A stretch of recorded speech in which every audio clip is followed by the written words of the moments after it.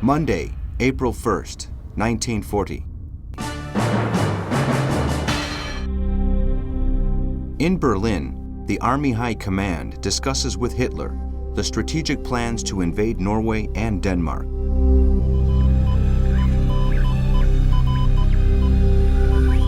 A report of the Abwehr, the Wehrmacht intelligence service, warns that the British are aware of the German plans.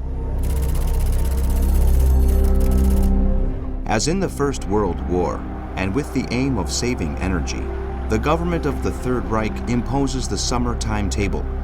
Clocks must be advanced by 1 hour until the month of October.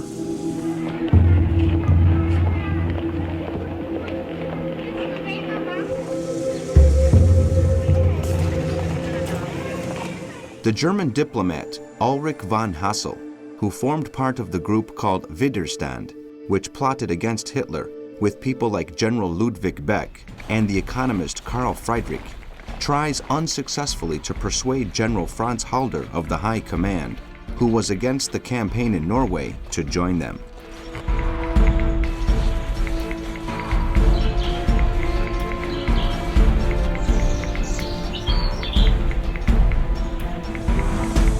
In London, the Allied Supreme War Council decides that if Hitler's troops invade Belgium and the Netherlands, the British and French armies will enter both countries in order to stop the offensive.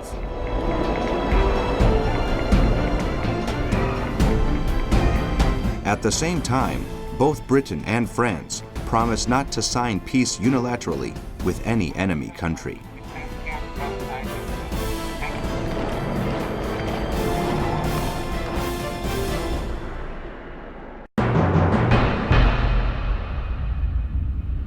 Tuesday, April 2nd. In Berlin, Hitler meets with Admiral Raeder in the Reich Chancellery. They take the decision to prepare the ships of the Kriegsmarine to set sail for the Norwegian coast on the 6th of April.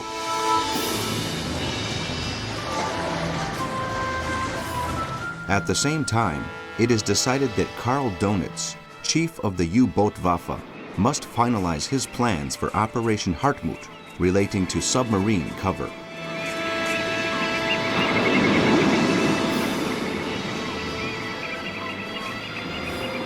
The Nazi leader states that the invasion of the Nordic countries must take place on the 9th of April without a previous declaration of war. As a preemptive measure, several Luftwaffe plane squadrons bombed the British naval base of Scapa Flow.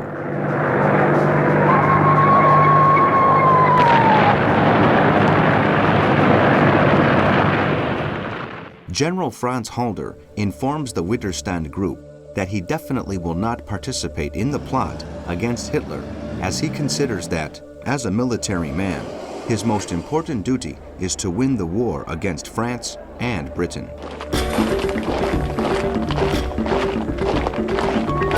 The United States government prepares its reply to the White Book presented in Berlin by the authorities of the Reich, in which false accusations are collected about American interests in occupied Poland.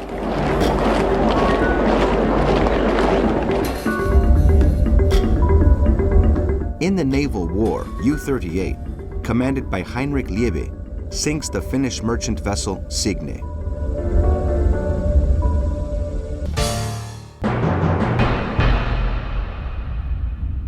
Wednesday, April 3rd.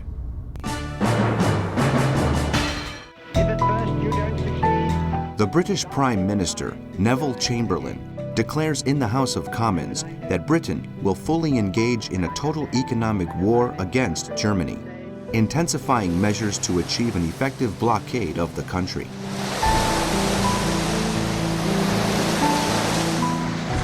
Meanwhile, the German ship Handelsstadt Danzig weighs anchor loaded with camouflaged troops and communication devices and sets sail for the Norwegian ports to establish an outpost.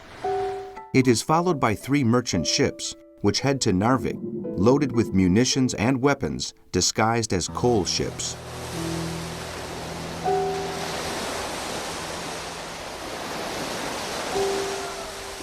Wilhelm Canaris, chief of the intelligence services of the Wehrmacht, using his subordinate, Colonel Hans Oster, and employing different ruses, manages to make the Swedish Secret Service aware of the invasion of the Nordic countries prepared for the 9th of April, with the aim of having them inform the Norwegian authorities.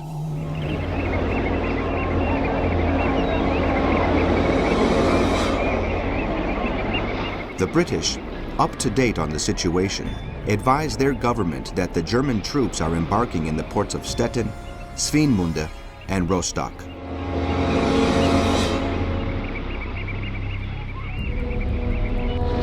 In the concentration camp of Buchenwald, one of the largest within German territory, the Social Democrat Member of Parliament Ernst Heilmann dies.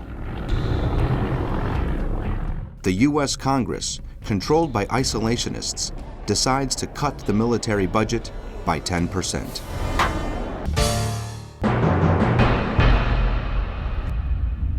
Thursday, April 4th. In a reshuffle of the British executive, Winston Churchill continues to head the admiralship and takes charge of the Military Coordination Committee.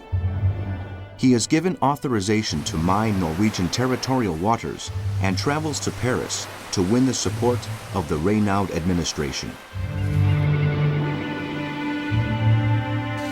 Neville Chamberlain optimistically declares that Hitler has missed the bus. But for the British Prime Minister, Britain and France are greatly superior to Germany, which is expected to run out of supplies soon.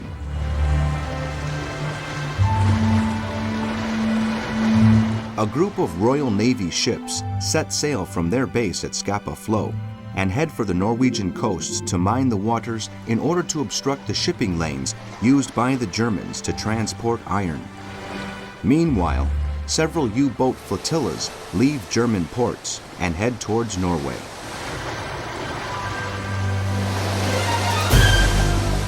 In Berlin, Hermann Göring broadcasts a speech on the radio in which he warns that Germany will smash our enemies in the West just as we did in Poland.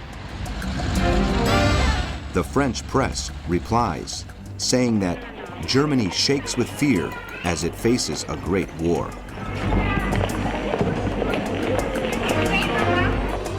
RAF planes bomb the German naval base at Wilhelmshaven and damage 2 battleships. At the same time, fighter planes from the Luftwaffe attack the British passenger ship Mira in the North Sea, which, despite the damage suffered, manages to reach Norway.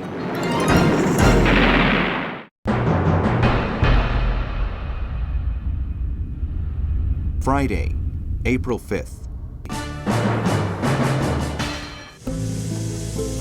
In London, Prime Minister Chamberlain delays the deployment of Allied troops in Norway to the 8th of April and states his belief that Britain will win the war in the end.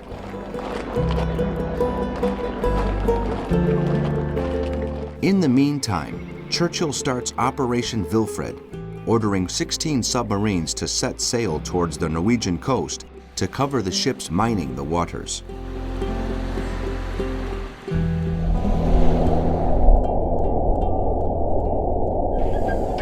In Berlin, the German press highlights the fact that the increased powers over the military given to Winston Churchill by the British executive implies the Hawks are in control.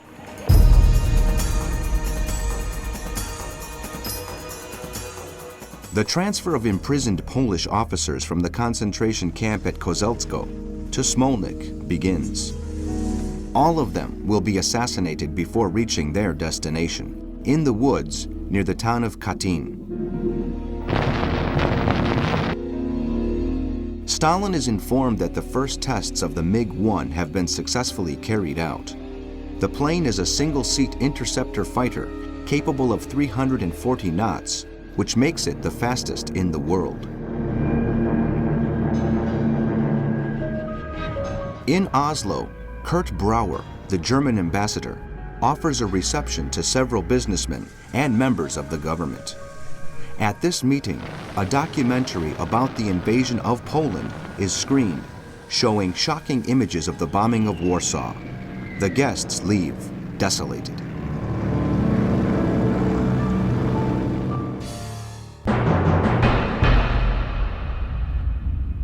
Saturday, April 6th. The German armed forces start to mobilize. 10 battleships commanded by Commodore Friedrich Bonte onboard the flagship Wilhelm, weigh anchor, and head towards Norway, followed by the cruisers Gneisenau, Scharnhorst, and Admiral Hipper. Meanwhile, the troops destined to invade Trondheim and Narvik start to arrive by train at the German seaports.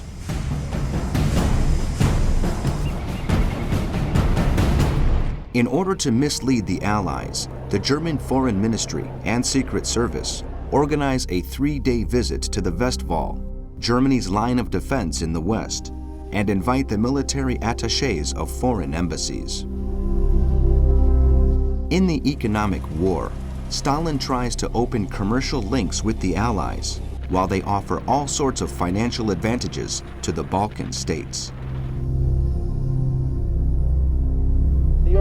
In the American Senate, a row starts when Roosevelt is accused of looking for new ways in which to assist the Allies in the European war.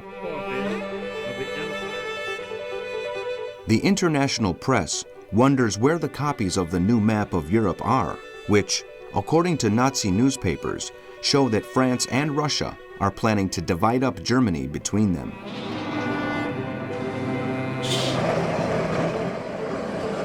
In the naval war, U-1 disappears in the North Sea, sunk by a mine.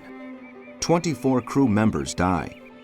The same fate is suffered by U-50 to the north of the Shetland Islands, while U-59, captained by Commander Harold Joost, sinks the Norwegian merchant ship Nevara.